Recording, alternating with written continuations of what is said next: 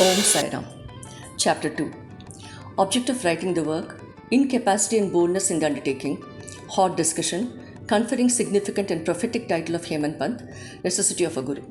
In the last chapter, the author mentioned in the original Marathi book that he would state the reason that led him to undertake the work and about the person qualified to read the same and such other points. Now, in this chapter, he starts to tell the same. Object of writing the work. In the first chapter, I described Sai Baba's miracle of checking and destroying the epidemic of cholera by grinding wheat and throwing the flour on the outskirts of the village. I heard other miracles of Sai Baba to my great delight, and this delight burst forth into this poetic work.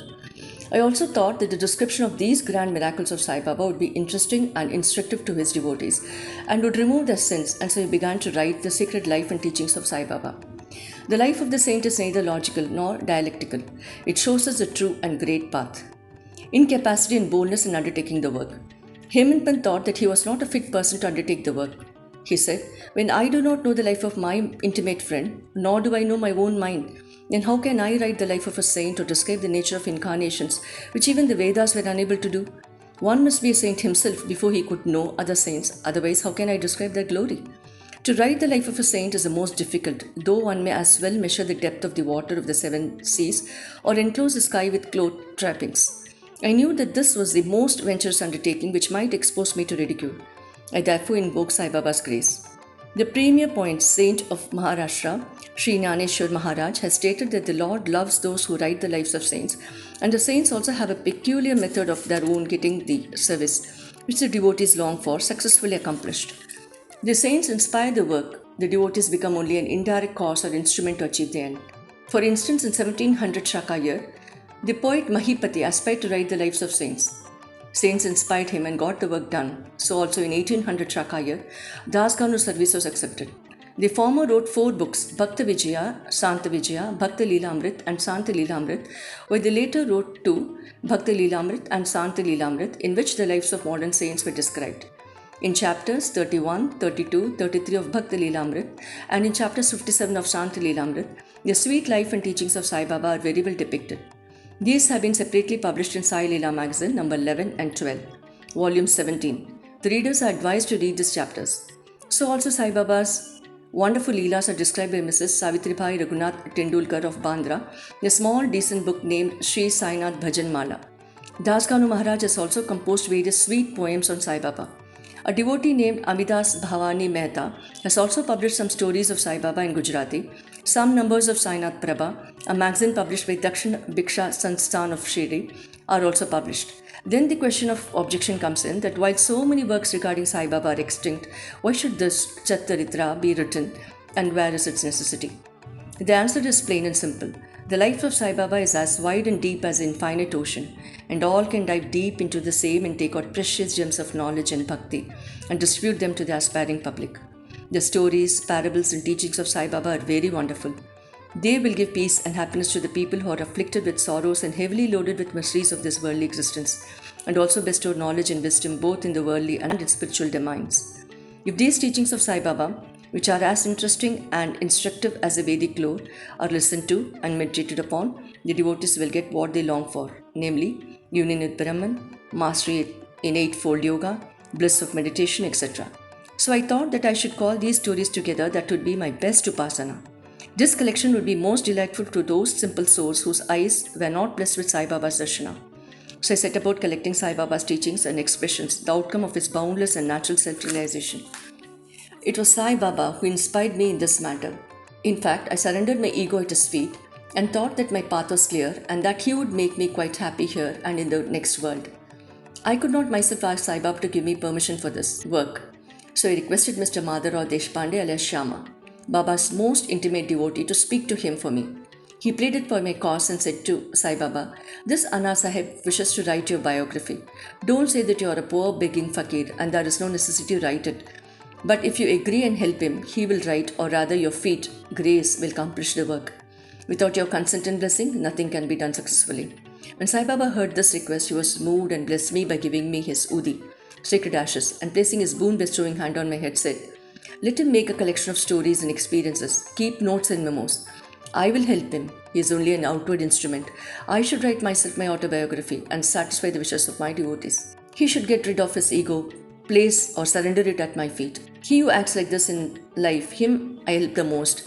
What of my life stories? I serve him in his house in all possible ways when his ego is completely annihilated and there is no left trace of it.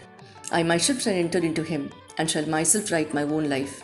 Hearing my stories and teachings will create faith in devotees' hearts, and he will easily get self-realization and bliss. Let there be no insistence on establishing one's own view, no attempt to refute others' opinions, no discussion of pros and cons of any subject. The word discussion put in my mind of my promise to explain the story of my getting the title of Hemant Pant, and I now begin to relate the same. I was on close friendly terms with Kaka Sahib Dikshit and Nana Sahib Chandorkar. They pressed me to go to Shirdi and have Baba's darshana, and I promised them to do so, but something in the interval turned up which prevented me from going to Shirdi. The son of a friend of mine at Lonavala fell ill. My friend tried all possible means, physical and spiritual, but the fever would not abate. At length, he got his guru to sit by the bedside of his son, but this too was of no avail. Hearing this, I thought, what was the utility of the guru if he could not save my friend's son? If the guru can't do anything for us, why should I go to Shirdi at all? Thinking in this way, I postponed my Shirdi trip, but the inevitable must happen, and it happened in my case as follows. Mr. Nana Sahib Chandorkar, who was a Prant officer, was going on tour to Basain. From Tana, he came to Dadar and was waiting for the train bound for Basain. In the meanwhile, a Bandra local turned up. He sat in it and came to Bandra and sent for me and took me to task for putting off my Shirdi trip.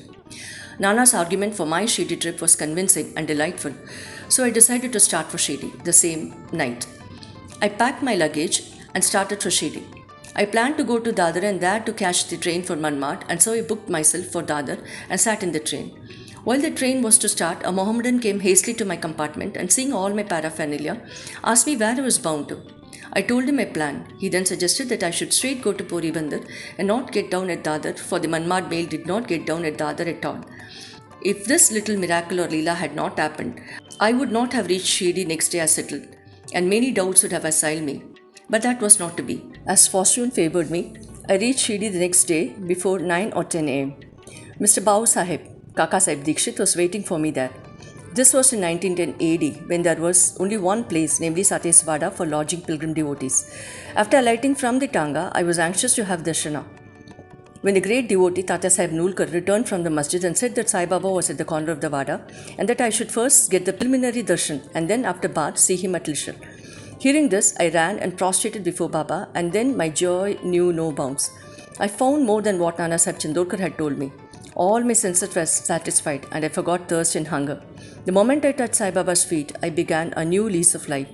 I felt myself much obliged to those who spurred me and helped me to get the darshana, and I considered them as my real relatives, and I cannot repay the debt. I only remember them and prostrate mentally before them. The peculiarity of Sai Baba's darshana, as I found it, is that by his darshana our thoughts are changed, the force of previous actions is abated, and gradually non-attachment of dispassion towards worldly objects grows up. It is by the merit of actions in many past births that such darshana is got, and if only you see Sai Baba really, all the world becomes or assumes the form of Sai Baba. Hot discussion. On the first day of my arrival in Shirdi, there was a discussion between me and Bala Sahib Bhate regarding the necessity of a guru.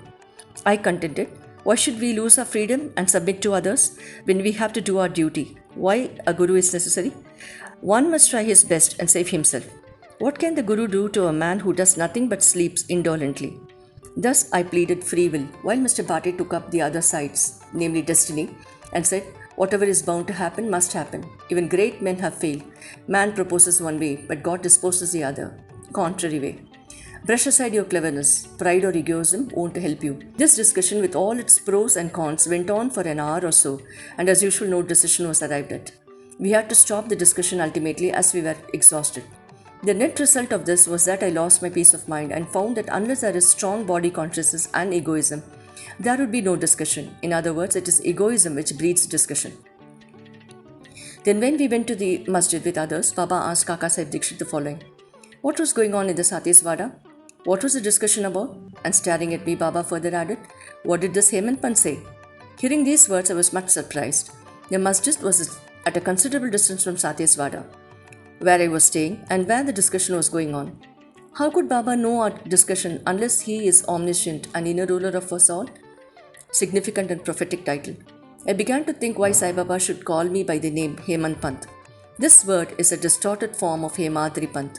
This Hemadri Panth was a well-known minister of the kings Mahadev and Ramdev of Devagiri of the Yadav dynasty. He was very learned, good-natured, and the author of good works such as Chaturvarga Chintamani, dealing with spiritual subjects, and Raja Prashasti. He invested and started new methods of accounts and was the originator of the Modi, Marathi shorthand script. But I was quite the opposite, an ignoramus and of dull, mediocre intellect. So I could not understand why the name or title was conferred upon me, and thinking seriously upon it, I thought that the title was a dart to destroy my ego, so that I should always remain meek and humble. It was also a compliment paid to me for the cleverness in the discussion. Looking to the future history, we think that Baba's words calling Mr. Dabolkar by the name Hemant Pant was significant and prophetic, as we find that he looked after their management of Sai Sansthan very intelligently, kept nicely all the accounts, and was also the author of such a good work, Sai Satcharithra, which deals with such important and spiritual subjects as Jnana, Bhakti and dispassion, self-surrender and self-realization. About the necessity of a Guru. Hemant Pant has left no note, no memo about what Baba said regarding this subject. But Kaka Sahib Dikshit has published his notes regarding this matter. Next day after Hemant Pant's meeting with Sai Baba, Kaka Sahib went to Baba and asked whether he should leave Shirdi. Baba said yes. Then someone asked Baba where to go. Baba said high up.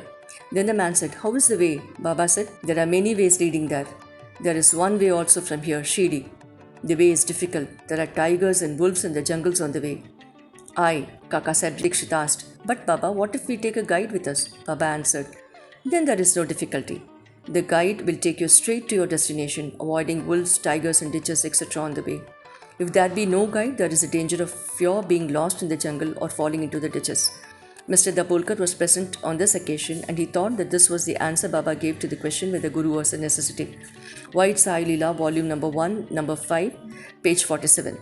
And he thereon took the hint that no discussion of the problem whether man is free or bound is of any use in spiritual matters, but that, on the contrary, real Paramartha is possible only as a result of the teachings of the Guru.